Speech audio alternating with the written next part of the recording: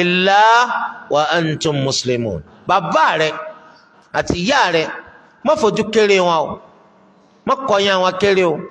Olúwa ti tara bàbá àti ìyá rẹ ṣàánú púpọ̀ nínú wa, nítorí pé ṣe la jí ta bá bàbá àti ìyá wa lórí Islam.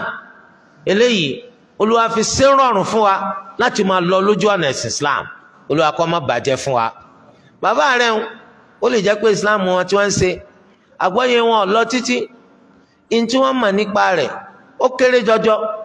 Insha Allah a mọ̀ yí pé tí bàbá rẹ̀ náà tó bá túbọ̀ rọra wọn láti máa tẹ́tí gbọ́ àwọn ẹ̀kọ́ eléyìí tó wà nínú Islam, nǹkan wọn tún máa dá sí lójoojúmọ́. Wọn ò ní débẹ̀ kí wọ́n takú bẹ́ẹ̀. Ìwọ náà tó sì jọ́ ma t'Olúwa ti ní kó ríran jù wọ́n lọ, t'Olúwa ti ní kó ọ̀mọ̀nà jù wọ́n lọ, dáadáa tí wọ́n rí wọn tó máa fi yá wọn náà. Nítorí pé inú wọn ó dùn kó jẹ́ pé látara àwọn iná lọ́mọ t'Olúwa tún lò ń sábàbí káwọn tó fi ní àlékún àgbọ́yé nípa ẹ̀sìn kó ti jáde. Inú wọn ó dùn púpọ̀, inú wọn ó dùn púpọ̀. Torí de eléyìí rere l'Olúwa ṣe fún ọ lára àwọn òbí rẹ nígbà tá a tají tá a bá wọn ní mùsùlùmí. Olúwa kó má pa àwọn òbí wa dà sáìdá. Àwọn ẹni tí ò sì sí lórí Islam táwọn jóbi t'Olúwa tàtàrà wọn tó mú àwọn ọmọ kan jáde táwọn jẹ́ mùsùlùmí, tó yẹ kí gbogbo báwọn òbí ti ṣe wá gbìyànjú tó ẹ̀sìn táwọn ò ṣe àwa náà bá lọ́dọ̀ àwọn bàbá wa ni wọ́n ló ṣe yí báyìí. Wọ́n wá gba gbogbo yanjú títí láti rí pé àwọn yí padà, àwọn dá padà sórí ìsìnà wọn tí wọ́n wà lórí ẹ̀ tí wọn ò rí bẹ́ẹ̀ ṣe.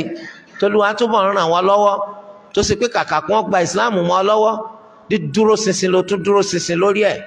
Rántí àwọn náà ikú àwọn náà mà wípé ìsìláàmù lọ́nà ni wọ́n ṣe ṣẹ́kù lórí ibi tí wọ́n wà. Rántí àti máa pè wọ́n kó sì máa pè wọ́n pẹ̀lú ìtọ́ da fala tamutunna illa wa antum muslimun. Àtọmọ àtòbí gbogbo wa lọ́rọ̀ bá wí o, a gbọ́dọ̀ gbà láti kú àfi nípò pa jẹ́ mùsùlùmí.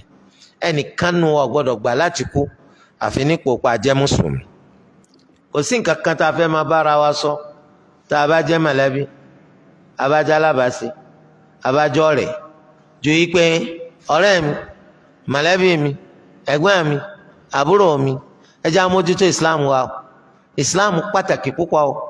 Ẹ má jẹ́ á fi Islam wa ṣàwàdà o. Àti ẹ̀ gbọ́dọ̀ gbà láti kú kúrò láyé yìí láì jẹ́ mùsùlùmí. So eléyìí ó jẹ́ ọ̀rọ̀ àsọtẹ́lẹ̀ tó yẹ kó máa tẹnu gbogbo wa kó máa tẹnu gbogbo wa jáde sáwọn ọmọ ìyá wa, kó máa tẹnu gbogbo wa jáde sáwọn ọ̀rẹ́ wa, kó máa tẹnu gbogbo wa jáde sáwọn alábàáṣe wa, kó máa tẹnu gbogbo wa jáde sí alámúlétì wa.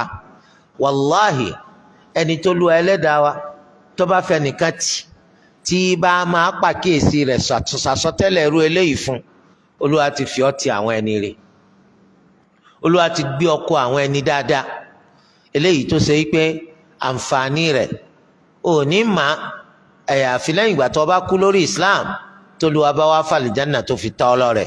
Olúwa kó ṣe gbogbo alọ́mọ àlìjánà.